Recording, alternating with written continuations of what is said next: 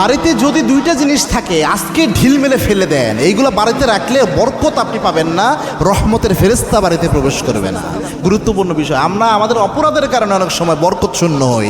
হাজার লক্ষ টাকা ইনকাম করেও কোনো লাভ হয় না, লক্ষ লক্ষ টাকা ইনকাম করে কিন্তু বরকত নাই। এক নাম্বার হচ্ছে, যদি আপনার সুকেজে, আপনার ওয়াল সুকেজে কোনো শোপিস থাকে যেটা প্রাণীর আকৃতি আছে, হরিণ, মাছ, বিভিন্ন ধরনের প্রাণী, হাতি, তা বিভিন্ন ধরনের প্রাণী যে আছে, বা বাচ্চাদের যদি এমন কোনো পুতুল থাকে যেটা প্রাণীর আকৃতি, বিভিন্ন আকৃতি দেওয়া, আপনি সাথে সাথে ফেলে দেন। এটার প্রতি কোনো মায়া দেখাবেন না, এখানে কোনো আবেগ নিয়ে আসবেন না। গুরুত্বপূর্ণ। আবার অনেকে আছে নেতার ছবি বড় করে বাসায় টানায় রাখে, ফেলে দেন, এটা বরকত নষ্ট করে।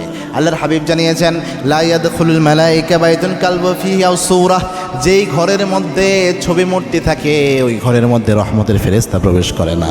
ফেরেশতা প্রবেশ করতে পারে না। রহমতের ফেরেশতা না গেলে রহমত পাবেন কই থেকে? এই জন্য ফেলে দেন, এটা মায়া করিয়েন না। যে মন খারাপ করে করুক, আপনি রহমত বরকতের জন্য হলেও ফেলে দেন, আল্লাহ পুরস্কার দেবে। দুই নাম্বার হচ্ছে, কোনো কুকুরকে আপনি বাড়ির ভিতরে জায়গা দেন না, বাসার বাহিরে রাখেন।